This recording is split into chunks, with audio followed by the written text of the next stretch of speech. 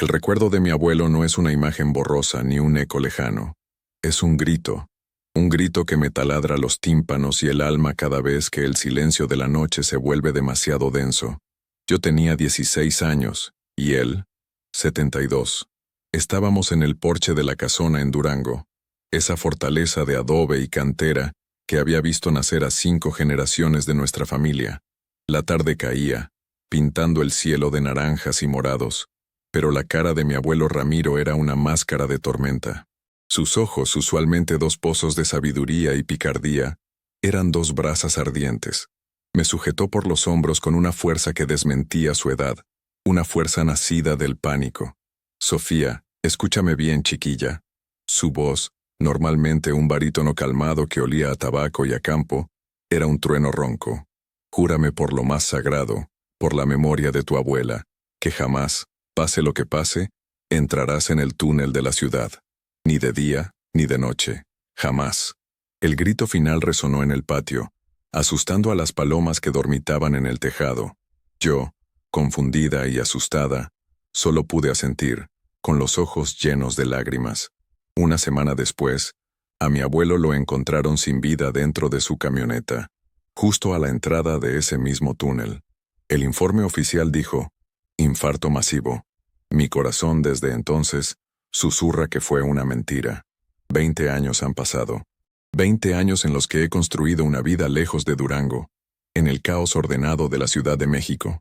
Me convertí en abogada, una de las buenas, especialista en litigios corporativos.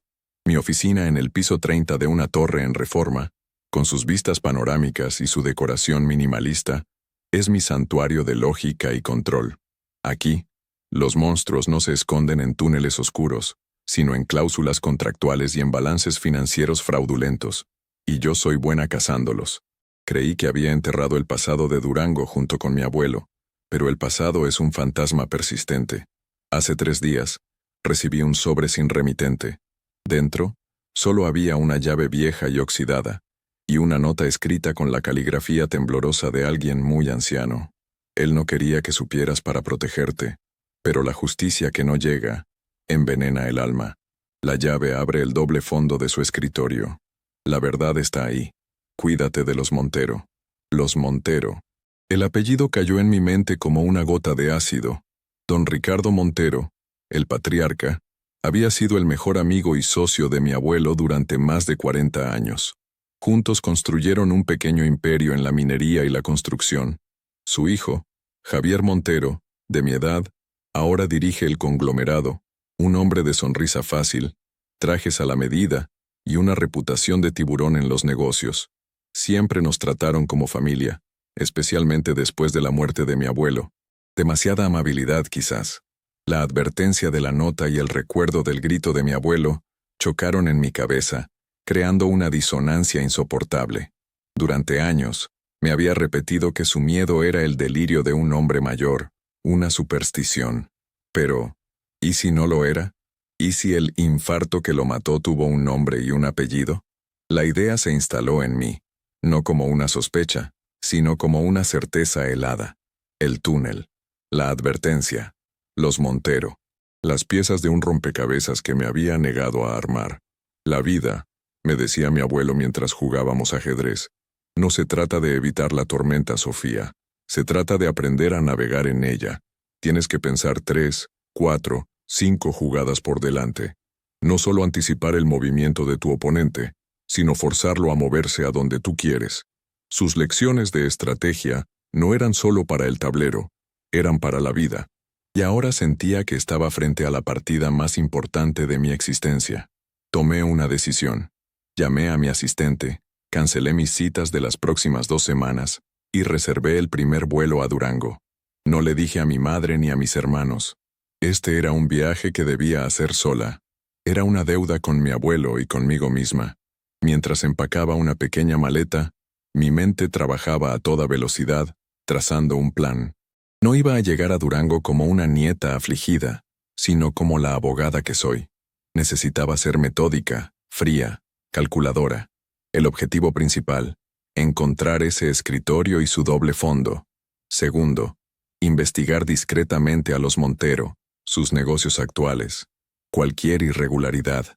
Tercero, entender qué diablos tiene de especial ese túnel. Recordé a Javier Montero en el funeral de mi abuelo, consolándome con un abrazo que se sintió extrañamente frío. Recordé a su esposa, Adriana, siempre impecable, con sus bolsos de Chanel y su aire de superioridad, observando a todos desde la distancia. Eran el epítome del nuevo lujo de provincia, un lujo que a mi abuelo, un hombre de botas polvorientas y manos callosas, siempre le pareció sospechoso. El dinero que grita, mija, solía decir, es porque tiene algo que esconder. El dinero de verdad, el que se hace con trabajo, susurra. Las palabras de la nota anónima resonaban. Cuídate de los Montero. No era una sugerencia, era una advertencia mortal. El avión descendió sobre el paisaje árido de Durango y sentí un nudo en el estómago. No era nostalgia, era aprensión. Estaba volviendo al origen de mis pesadillas, pero esta vez no era la niña de 16 años que huía del dolor. Era una mujer de 36 que venía a buscar la verdad y estaba dispuesta a entrar en la oscuridad, aunque eso significara enfrentarme a lo que sea que habitara en ese túnel. La memoria de mi abuelo merecía justicia, y yo iba a hacer su jugada final. El aire de Durango me golpeó al bajar del avión. Seco, caliente, cargado con el olor a tierra y a nostalgia.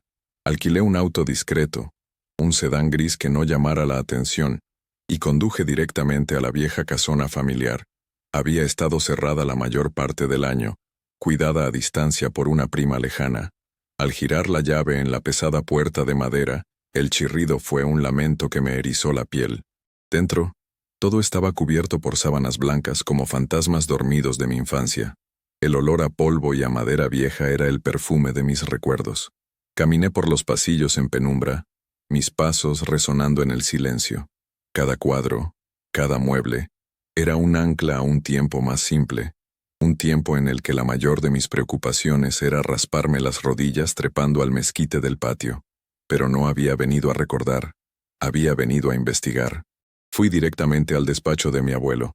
La habitación estaba intacta, congelada en el tiempo. Sus libros de historia y filosofía en los estantes, su colección de minerales sobre la repisa de la chimenea, y en el centro, imponente, su escritorio de roble macizo. Era una bestia de mueble, grande, pesado, con docenas de pequeños cajones. Puse mi mano sobre la madera pulida y sentí una extraña conexión, como si una parte de su energía aún residiera allí. Saqué la llave oxidada. No encajaba en ninguna de las cerraduras visibles. Me arrodillé, busqué debajo, a los lados. Nada. Recordé las palabras de mi abuelo sobre el ajedrez. A veces la jugada más obvia es una trampa. Tienes que mirar el tablero desde otra perspectiva. Me levanté y observé el escritorio no como un mueble, sino como un rompecabezas. Noté una serie de tallados decorativos en el panel frontal, un patrón de vides y hojas. Siguiendo uno de los tallos con el dedo, sentí una diminuta imperfección, una ranura casi invisible. Metí la punta de la llave, y no giró. Se hundió. Escuché un suave clic. Uno de los paneles laterales del escritorio se abrió un par de centímetros. El doble fondo. Mi corazón latía con fuerza. Dentro, no había documentos explosivos ni fajos de billetes. Había un solo objeto, un pequeño diario de cuero negro, y junto a él, un sobre amarillento. Abrí el diario primero. La caligrafía de mi abuelo llenaba las páginas, precisa y firme al principio, volviéndose más agitada hacia el final. No era un diario personal, era un libro de contabilidad de su alma, un registro de una traición. Las primeras entradas hablaban de su amistad con Ricardo Montero, de los sueños que compartían, de la empresa que construyeron desde cero, pero poco a poco, el tono cambiaba. Mi abuelo empezó a notar irregularidades, pequeñas sumas de dinero que no cuadraban, contratos con proveedores desconocidos, gastos de representación absurdos. Ricardo se ríe cuando le pregunto. Escribió mi abuelo. Dice que me estoy volviendo viejo y paranoico, que son las nuevas formas de hacer negocios. Me regaló un reloj carísimo, como para comprar mi silencio. Pero mi silencio no está en venta. La narrativa se oscureció. Mi abuelo comenzó su propia investigación en secreto. Descubrió una red de empresas fantasma, facturas infladas y, lo más grave, sobornos a funcionarios para obtener permisos de construcción y explotación minera en zonas protegidas. El dinero no solo se desviaba, se lavaba. Javier, su hijo, es el cerebro de todo. Leí con un nudo en la garganta. Es más ambicioso y despiadado que Ricardo. Conduce su BMW último modelo por la ciudad como si fuera el dueño, mientras su padre y yo empezamos en una camioneta destartalada. Han convertido nuestro sueño en una cloaca. Y entonces, llegó la mención del túnel. La empresa Montero Ramírez había ganado la licitación para la remodelación y mantenimiento del túnel años atrás. Mi abuelo descubrió que la obra era una fachada. El túnel no era solo una vía de tránsito. Lo usan por la noche. Escribió con trazos casi ilegibles por la prisa y la furia. A altas horas de la madrugada. Sacan material de la mina ilegal que tienen en la sierra. Minerales que no declaran. Usan el túnel para evitar los controles federales. Es su ruta de oro y sangre. La última entrada estaba fechada el día antes de su muerte. Tengo pruebas, una grabación. Ricardo no sabe que lo sé. Mañana por la noche me citó en la oficina para aclarar las cosas. Pero iré al túnel primero. Necesito una última prueba, una foto del camión. Siento que estoy caminando hacia la boca del lobo, pero la verdad debe salir a la luz. Si algo me pasa, Sofía debe saberlo. Pero no quiero que esta suciedad la toque. Que Dios me perdone por el miedo que siento. Cerré el diario. El aire en la habitación parecía haberse vuelto espeso, irrespirable. Mi abuelo no murió de un infarto. Lo asesinaron. Lo citaron en la oficina como señuelo mientras lo esperaban en el túnel. Su mejor amigo lo había traicionado y sentenciado a muerte. Abrí el sobre que estaba junto al diario. Dentro había un estado de cuenta de un banco en las Islas Caimán, a nombre de una corporación fantasma, con un saldo de varias decenas de millones de dólares. Y una sola foto, un poco borrosa, de Ricardo Montero, y un político local de alto rango dándose la mano en una fiesta privada. La evidencia. No era todo, pero era el principio del fin para ellos. Mi duelo se transformó en una rabia fría y afilada. Ya no se trataba solo de justicia para mi abuelo. Se trataba de desmantelar el imperio que los Montero habían construido sobre su cadáver. Mi teléfono sonó, sobresaltándome. Era un número desconocido. Contesté. Sofía, soy Javier Montero. Me enteré de que estás en la ciudad. ¡Qué sorpresa! Tenemos que vernos. ¿Qué te parece si cenamos esta noche? Para ponernos al día. Su voz era melosa, controlada, pero percibí un matiz de urgencia. No era una invitación casual. Sabían que estaba aquí. Y estaban probando el terreno. Claro, Javier. Me encantaría. Respondí, mi voz sonando más calmada de lo que me sentía. Sugiere un lugar. Perfecto. Te veo en la hacienda. A las 9. Colgó. La hacienda era el restaurante más caro y exclusivo de Durango. El lugar donde se cerraban los tratos y se exhibía el poder. Querían llevarme a su territorio. Impresionarme. Quizás intimidarme. Recordé de nuevo las lecciones de mi abuelo. Fuerza a tu oponente a moverse a donde tú quieres. Acepté su invitación, pero el juego ahora se jugaría bajo mis reglas. Esa noche no iría a cenar. Iría a declarar la guerra. Llegué a la hacienda a las 9 en punto. El lugar era una sinfonía de lujo rústico. Paredes de adobe, vigas de madera oscura, candelabros de hierro forjado y el murmullo discreto de la élite de Durango.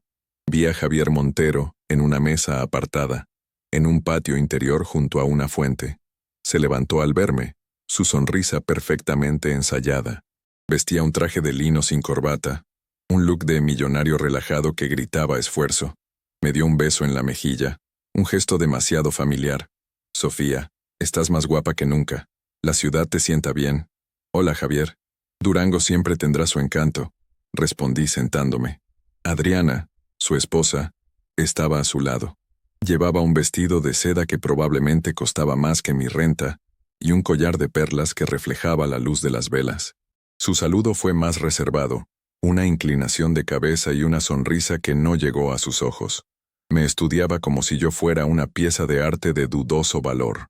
¿Y qué te trae de vuelta a la tierra del alacrán?, preguntó Javier mientras un mesero llenaba mi copa de vino. Asuntos familiares. Poniendo en orden algunas cosas de mi abuelo, dije, observando su reacción. Ni un parpadeo. Era bueno. Ah, don Ramiro. Un gran hombre. Mi padre aún lo extraña todos los días. Eran como hermanos, dijo Javier con una solemnidad que me revolvió el estómago. Hablando de tu padre, ¿cómo está Ricardo? Pregunté, manteniendo el tono casual. Bien, bien. Disfrutando de su retiro. Viaja mucho. De hecho, ahora mismo está en una clínica en Houston para su chequeo anual. Ya sabes, mantenimiento de primera, dijo Adriana, con un toque de arrogancia. La mención de la clínica de lujo en Houston, pagada con dinero manchado de sangre, avivó mi ira, pero la mantuve a raya. La cena transcurrió en una bruma de charla superficial. Hablaron de sus nuevos proyectos inmobiliarios, de sus vacaciones en Europa, de la mansión que estaban construyendo con un chef privado y una cancha de tenis. Era un despliegue de poder y riqueza diseñado para empequeñecerme, para recordarme que ellos eran los reyes de este feudo, y yo solo una visitante. «¿Sabes, Sofía?», dijo Javier, inclinándose hacia adelante con aire confidencial. «Me enteré de que estuviste en la vieja casa. Esos lugares guardan muchos recuerdos. A veces es mejor dejarlos descansar. Si necesitas ayuda para venderla, tengo los mejores contactos». Ahí estaba. La amenaza velada. El «no busques donde no debes». «Gracias, Javier, pero la casa no está en venta. Hay cosas que el dinero no puede comprar», repliqué, sosteniéndole la mirada.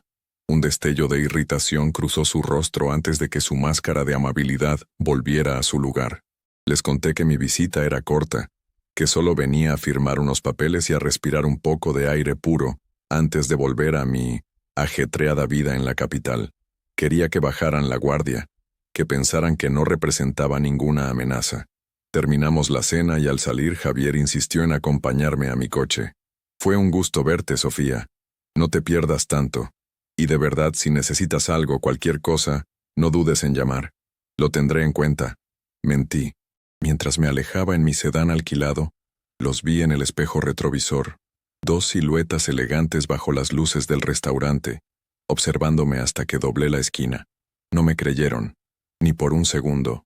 La cena no había sido un intento de disuasión, había sido una misión de reconocimiento. Querían calibrar mi intención, mi determinación, y yo les había dado una actuación mediocre. Necesitaba un aliado, alguien de dentro, alguien que mi abuelo hubiera confiado. El nombre vino a mí desde las páginas del diario, Ismael. Ismael era el capataz de la mina principal, un hombre que había trabajado para mi abuelo desde que era un muchacho. El diario lo mencionaba como un hombre leal, de los que ya no se hacen.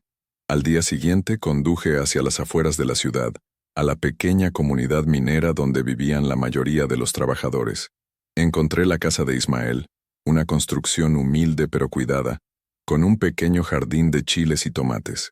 Un hombre mayor, de piel curtida por el sol y manos como raíces de árbol, salió a recibirme. Sus ojos se abrieron de par en par al reconocerme. «Niña Sofía, ¿es usted?» «Ismael, ha pasado mucho tiempo», dije con una sonrisa. Me invitó a pasar y me ofreció un vaso de agua fresca de Jamaica. Su esposa nos dejó solos en la pequeña sala. Le hablé sin rodeos. Le conté de la nota, del diario, de mis sospechas. Al principio se mostró reacio, asustado. «Niña, esas son aguas muy profundas. Los Monteros son dueños de todo. Tienen comprados a políticos, a la policía. Meterse con ellos es buscarse la muerte». «Lo sé, Ismael, pero no puedo dejarlo así. Mi abuelo fue asesinado por decir la verdad, y tú y yo lo sabemos». Sus ojos se llenaron de una tristeza antigua. Don Ramiro era un buen hombre. Justo. Cuando los Montero tomaron el control total, todo cambió. Salarios más bajos, menos seguridad, todo por la lana. Nos tratan como si fuéramos desechables. Le pregunté por el túnel. Su rostro se ensombreció. Nadie habla de eso, pero todos sabemos. En la noche, cuando la ciudad duerme, pasan los camiones. Sin logos, sin placas. Entran por el acceso de servicio de la mina y salen por el tuel. Lo que llevan, solo Dios sabe. Pero huele a mineral del bueno, del que no está en los registros. Le mostré la copia de la foto y el estado de cuenta que había encontrado. Sus ojos se abrieron como platos. «Con que así era», susurró. Su miedo comenzó a ceder, reemplazado por una indignación largamente contenida. Don Ramiro intentó hablar conmigo un par de días antes de lo que pasó. Estaba preocupado. Me dijo que si algo le ocurría, yo debía mantener los ojos abiertos, que la verdad siempre encuentra una grieta por donde salir. Ismael, necesito tu ayuda, le dije. Necesito saber cuándo será el próximo envío. Necesito una prueba irrefutable de lo que pasa en ese túnel. Dudó por un largo momento mirando sus manos, las manos que habían trabajado la tierra y la roca toda su vida. Finalmente, levantó la vista, y en sus ojos vi la misma chispa de lealtad de la que mi abuelo había escrito. No puedo prometerle nada, niña Sofía. Es peligroso. Pero, preguntaré, con cuidado. Déjeme un número donde pueda llamarla. Y por lo que más quiera, no confíe en nadie. Salí de su casa con una mezcla de esperanza y temor. Había encontrado una pieza clave, pero también había puesto a un buen hombre en peligro. Esa noche no pude dormir. Daba vueltas en la cama de la vieja casona, el silencio magnificando cada crujido de la madera. Sentía que los ojos de los Montero estaban sobre mí, que mi presencia en Durango había activado una alarma silenciosa. Sabía que no tenía mucho tiempo. Tenían que cometer un error, y yo tenía que estar lista para cuando ocurriera. El juego de ajedrez había comenzado, y yo acababa de mover mi primer peón. Pasaron 2 días de silencio absoluto, 2 días en los que la tensión se acumulaba como la electricidad antes de una tormenta. Me dediqué a aparentar normalidad. Visité el mercado, compré pan dulce en la panadería de mi infancia, saludé a viejos conocidos que me miraban con una mezcla de curiosidad y lástima. Cada sonrisa, cada «qué gusto verte, Sofía», se sentía como parte de una obra de teatro. Yo era la protagonista de una farsa, mientras mi mente no dejaba de repasar los detalles del diario de mi abuelo, las palabras de Ismael, la sonrisa cínica de Javier Montero. Sabía que me estaban vigilando. A veces, al mirar por el espejo retrovisor, veía un sedán negro a una distancia prudente. No me seguían de cerca, eran profesionales. Era una guerra psicológica. Querían que supiera que no estaba sola, que cada uno de mis movimientos era registrado. Esto me obligó a ser aún más cautelosa. Compré un teléfono de prepago, de esos desechables, y ese fue el número que le di a Ismael. Dejé mi smartphone habitual en la casa, conectado al Wi-Fi, para que cualquiera que estuviera rastreando mi actividad digital pensara que estaba pasando el día viendo series o navegando por Internet. Una mañana, mientras tomaba un café en una pequeña plaza, vi a Adriana Montero. No fue un encuentro casual. Se sentó en una banca a unos metros de distancia, hablando por teléfono, pero su lenguaje corporal era tenso. Llevaba unas enormes gafas de sol, pero yo sabía que sus ojos estaban fijos en mí. Sostenía un bolso Gucci que parecía fuera de lugar en la sencillez de la plaza. Era otro mensaje. Te vemos. Estamos en todas partes. Nuestro mundo de lujo y poder es impenetrable. Decidí tomar la iniciativa. Me levanté y caminé hacia ella. Adriana, qué coincidencia. Se sobresaltó aunque trató de disimularlo. Sofía. Hola. Sí, qué pequeño es Durango. Espero no haberte asustado, dije con una sonrisa inocente. Para nada, solo resolviendo una pequeña crisis con la organización de un evento de caridad, respondió, recuperando la compostura. Claro, siempre tan ocupada ayudando a los demás, comenté, el sarcasmo apenas contenido en mi voz. Es importante devolver un poco de lo mucho que esta ciudad nos ha dado, dijo con una piedad ensayada. Mi suegro siempre nos inculcó eso. La mención de Ricardo Montero fue la apertura que necesitaba.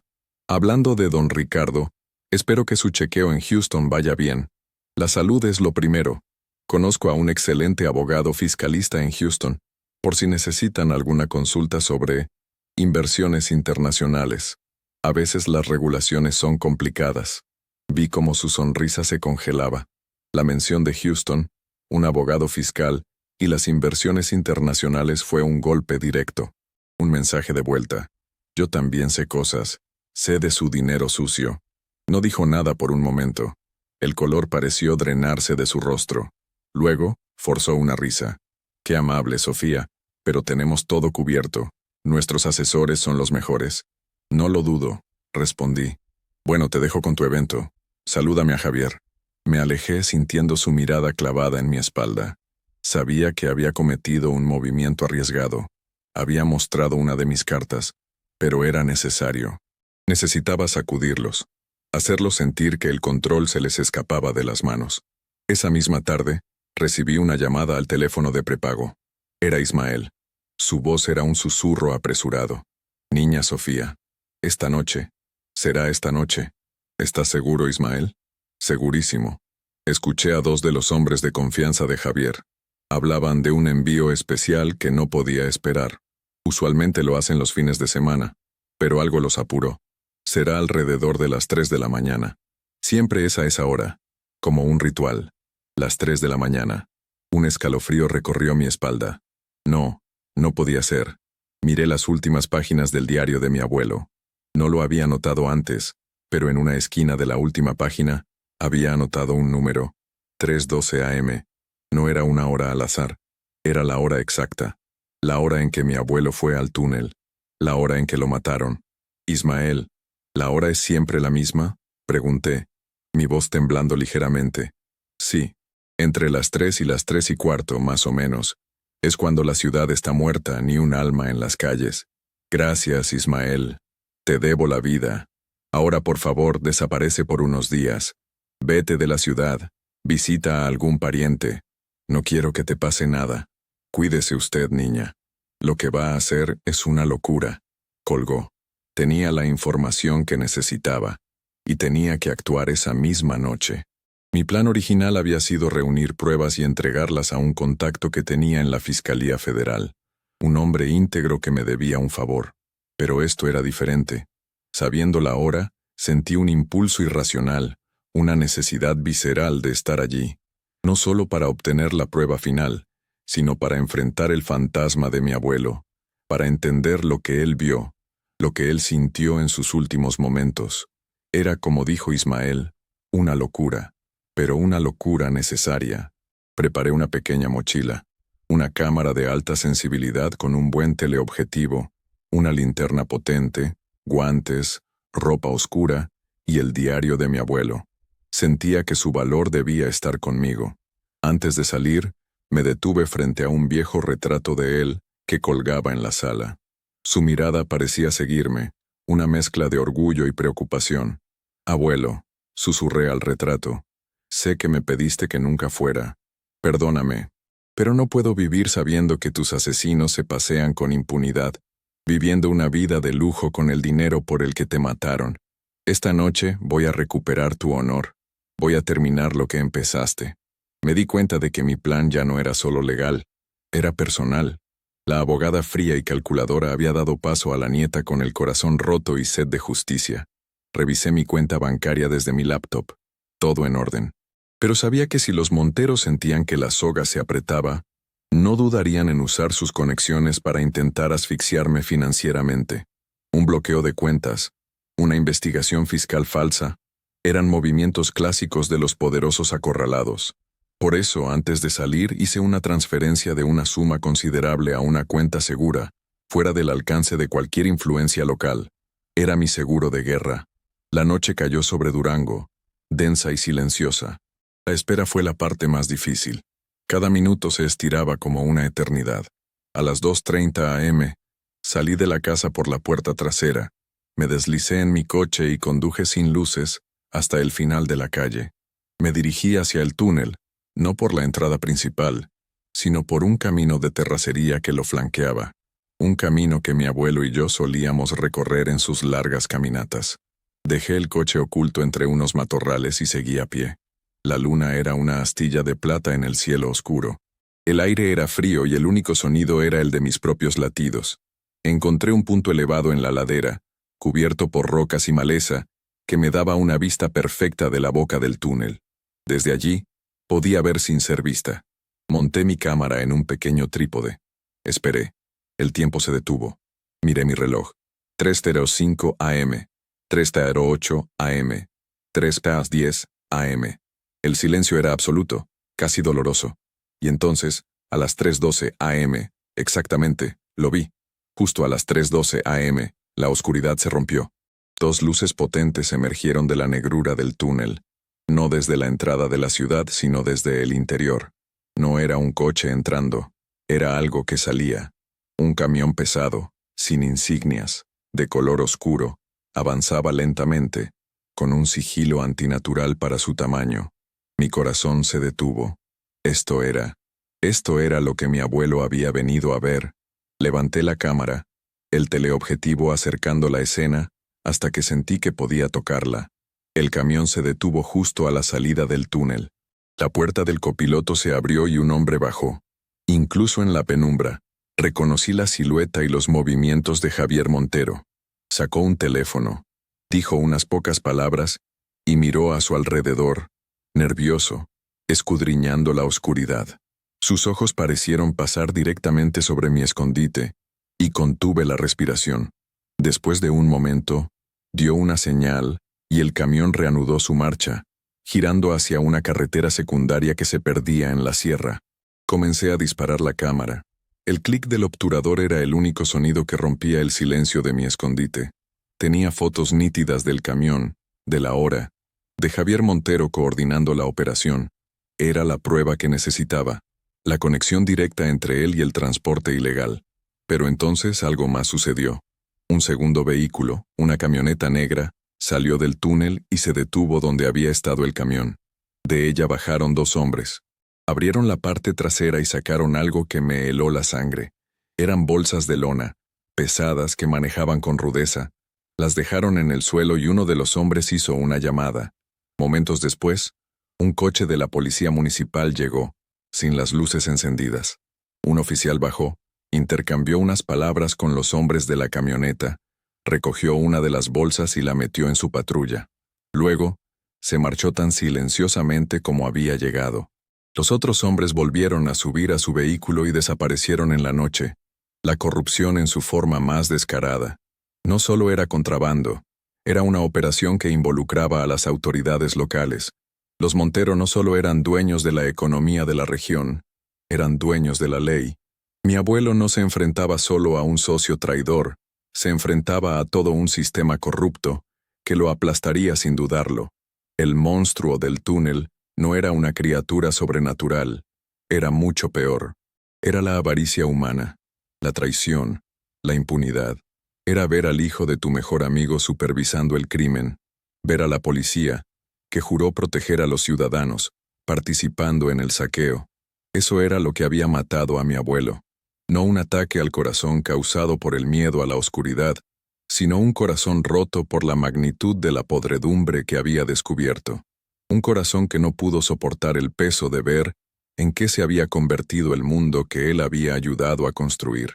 Recogí mi equipo, mis manos temblando de rabia y de pena.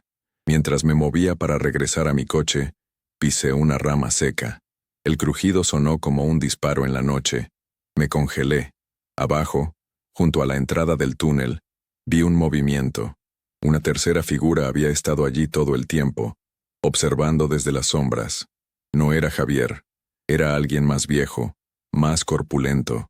La figura se giró lentamente hacia el sonido, y por un instante, la luz de la luna iluminó su rostro. Don Ricardo Montero. No estaba en Houston. Estaba aquí, supervisando su imperio de sombras en persona. Nuestros ojos se encontraron a través de la distancia. No podía saber quién era yo, solo que alguien lo estaba observando. Me lancé al suelo, mi corazón martilleando contra mis costillas. Escuché un grito ahogado, una orden, y luego el sonido de pasos corriendo por la ladera, en mi dirección. El pánico se apoderó de mí. Me levanté y corrí a ciegas por el monte, tropezando con rocas y arbustos. Sabía que no podía volver a mi coche, lo encontrarían. Tenía que desaparecer. Corrí hasta que mis pulmones ardieron, la adrenalina ahogando el miedo. Finalmente, llegué a un camino de tierra y no me detuve. Corrí hasta que las primeras luces del alba comenzaron a teñir el horizonte. Llegué a la orilla de la ciudad, sucia, arañada y exhausta, pero con la tarjeta de memoria de la cámara a salvo en mi bolsillo. Sabía que no podía volver a la casona. Estaba comprometida. Los Monteros sabían que había un testigo. No tardarían en atar cabos y darse cuenta de que era yo. Tomé el primer taxi que vi y le pedí que me llevara a la central de autobuses. Compré un boleto para el primer destino que saliera, sin importar cuál fuera. Necesitaba ganar tiempo, poner distancia. Mientras el autobús se alejaba de Durango, la ciudad de mis alegrías y mis penas, sentí una extraña calma. El miedo seguía ahí, pero ahora estaba mezclado con una resolución de acero. Ya no era solo la nieta de Ramiro buscando justicia. Era un testigo. Tenía la evidencia. El juego había cambiado drásticamente. Ellos habían movido sus piezas para acorralarme, pero en su arrogancia, se habían expuesto. Ricardo Montero, el patriarca supuestamente retirado y enfermo, estaba al mando. Javier era su teniente, y la policía local era su peón. La estructura de su organización criminal estaba clara. Desde mi asiento en el autobús, con el sol saliendo a mi espalda, empecé a trazar mi siguiente jugada. Mi contacto en la Fiscalía Federal no era suficiente. Esto era demasiado grande, demasiado arraigado. Necesitaba algo más. Necesitaba un escándalo. Necesitaba que la historia saliera a la luz de una manera que fuera imposible de ignorar o de tapar. Recordé a un viejo amigo de la universidad, Mateo, que ahora era un periodista de investigación de renombre en un importante periódico nacional. Era valiente, incorruptible y le encantaba derribar gigantes. Saqué mi teléfono de prepago y le envié un mensaje encriptado. Mateo, soy Sofía Ramírez. Tengo una historia que hará temblar a todo un estado. Es peligrosa. ¿Te interesa? La respuesta llegó en menos de un minuto. Para ti, Sofía, siempre. Dime dónde y cuándo. Y cuídate. El autobús se dirigía a Zacatecas. Desde allí tomaría otro a la Ciudad de México. El viaje sería largo, pero me daría tiempo para organizar mis pruebas, para escribir una cronología de los hechos, para preparar un dossier que ningún fiscal y ningún editor pudiera rechazar. Mi abuelo me había enseñado a pensar varias jugadas por delante. Los Montero pensaban que me habían asustado, que me habían hecho huir, pero no estaba huyendo. Estaba reagrupándome para el ataque final. La partida de ajedrez no había terminado. Estaba a punto de hacer jaque mate. Llegué a la Ciudad de México sintiéndome como una fugitiva. Cada sombra parecía una amenaza. Cada rostro anónimo un posible espía de los Montero. Sabía que era paranoia, pero el miedo era un compañero constante. Fui directamente a un pequeño hotel en Coyoacán, pagué en efectivo y me registré con un nombre falso. Mi primer movimiento fue hacer múltiples copias de seguridad de la tarjeta de memoria. Subí las fotos y los documentos a varios servicios de almacenamiento en la nube, protegidos con contraseñas complejas, y envié un disco duro portátil por mensajería a la caja de seguridad de mi banco. La evidencia física y digital estaba a salvo y descentralizada. Si algo me pasaba, las pruebas no desaparecerían conmigo. Luego, llamé a Mateo. Nos encontramos en un café discreto, de esos que no tienen cámaras de seguridad y donde los clientes están más interesados en sus libros que en las conversaciones ajenas. Mateo no había cambiado mucho desde la universidad. La misma mirada intensa y curiosa, la misma energía inquieta. Le conté todo, desde el grito de mi abuelo hacía 20 años, hasta la escena en el túnel hacía menos de 48 horas. Le mostré las fotos en mi laptop, las copias de los documentos del diario, el estado de cuenta en las Islas Caimán. Hablé durante casi 2 horas, sin interrupción.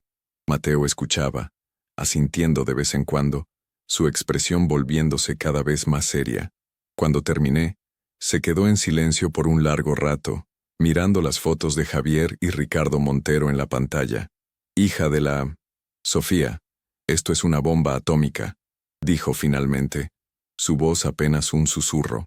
Esto no es solo corrupción, es una organización criminal en toda regla que ha operado con impunidad durante décadas.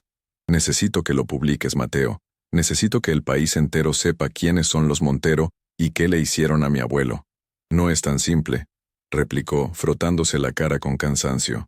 Si publico esto sin un respaldo oficial, los Montero me demandarán por difamación y usarán su ejército de abogados para enterrarme. Sus contactos en el gobierno minimizarán la historia. La llamarán un ataque político. Necesitamos que la Fiscalía actúe al mismo tiempo que soltamos la historia. Un golpe coordinado. Tengo un contacto. Se llama Fernando Aguilar, en la Unidad de Delitos Financieros de la Fiscalía Federal. Es un hombre recto. Aguilar, he oído de él. Buena reputación, pero está atado de manos la mayor parte del tiempo por sus superiores. Para que él pueda actuar con fuerza, necesita que la presión mediática sea tan abrumadora que a sus jefes no les quede más remedio que darle luz verde. Es un círculo vicioso. Pasamos las siguientes horas diseñando una estrategia, como dos generales planeando una batalla. Era la partida de ajedrez de mi abuelo a gran escala. Mateo se encargaría de preparar el reportaje, una pieza de investigación a fondo, con todos los detalles, lista para ser publicada en la portada de la edición dominical. Yo, por mi parte, me reuniría con Aguilar, le presentaría el dossier completo y le exigiría que preparara una orden de arresto y de cateo, condicionada a la publicación del artículo. Sería un movimiento de alto riesgo. Si los Monteros se enteraban, podrían huir del país o, peor aún, intentar silenciarnos a todos permanentemente. Recordé el estilo de vida que ostentaban, las fiestas en mansiones con chefs privados, el lujo que era un insulto directo a la memoria de mi abuelo y a la gente a la que explotaban. Ese lujo era su debilidad, su arrogancia. Creían que su dinero podía comprarlo todo: el silencio, la justicia, la verdad. Les íbamos a demostrar que estaban equivocados. Al día siguiente, me puse en contacto con Aguilar. Aceptó reunirse conmigo, pero no en su oficina. El lugar que eligió fue la biblioteca de la UNAM, un lugar público, ruidoso y lleno de gente, perfecto para pasar desapercibido. Aguilar era un hombre de unos 50 años, de aspecto cansado pero con una mirada afilada que no se perdía un solo detalle. Le entregué una copia del dossier. Lo leyó allí mismo, en silencio, durante más de una hora. Su expresión no cambió, pero vi cómo apretaba la mandíbula al ver las fotos de la patrulla municipal. He estado siguiendo a los Montero por un tiempo, dijo finalmente, su voz baja y grave. Sospechábamos lavado de dinero, evasión fiscal, pero esto, el contrabando de minerales y la complicidad a este nivel, esto lo cambia todo. Las fotos del túnel son la pieza que nos faltaba. Necesito que actúe, Fernando, y rápido. El problema, Sofía, es que Ricardo Montero tiene amigos muy poderosos en esta ciudad, senadores, jueces. Si presento esto por los canales habituales, lo congelarán en cuestión de horas. Por eso no lo haremos por los canales habituales, le dije. Le expliqué el plan que había trazado con Mateo. Un ataque simultáneo, mediático y judicial. Aguilar me miró, una chispa de admiración en sus ojos. Es arriesgado. Podría costarme mi carrera. O podría ser el caso que defina su carrera y limpia todo un estado. Repliqué. Mi abuelo creía que un hombre debe estar dispuesto a arriesgarlo todo por lo que es correcto. Supongo que esa es una idea anticuada. No, Sofía, dijo Aguilar con una media sonrisa. No es anticuada. Solo es rara. Aceptó. Durante los siguientes 3 días trabajamos en un silencio casi absoluto, comunicándonos a través de canales seguros. Mateo y su equipo verificaron cada dato, prepararon infografías, contactaron a expertos en minería para que analizaran la posible magnitud del fraude. Aguilar, por su parte, preparó en secreto las órdenes judiciales con un pequeño equipo de su más absoluta confianza. La noche del sábado fue la más larga de mi vida. Me quedé en mi habitación de hotel, viendo las horas pasar en el reloj. A la medianoche, el periódico de Mateo liberó la edición digital. El titular ocupaba toda la portada, en letras enormes, sobre una de mis fotos del túnel: el cártel de Durango, la familia Montero y su imperio de corrupción. El efecto fue inmediato. Las redes sociales explotaron. El nombre Montero se convirtió en tendencia mundial. Otros medios de comunicación comenzaron a replicar la noticia. El escándalo era tan grande, tan bien documentado, que era imposible de ignorar. A las 6 de la mañana del domingo, Aguilar lanzó su operación. Equipos de la Policía Federal, no la local, irrumpieron simultáneamente en la mansión de los Montero en Durango, en sus oficinas corporativas en la Ciudad de México y en varias de sus propiedades. Las cadenas de televisión transmitían en vivo. Vi las imágenes en mi laptop. Javier Montero, el hombre de la sonrisa fácil y los trajes de lino, saliendo de su casa esposado, con la cara desencajada por la incredulidad.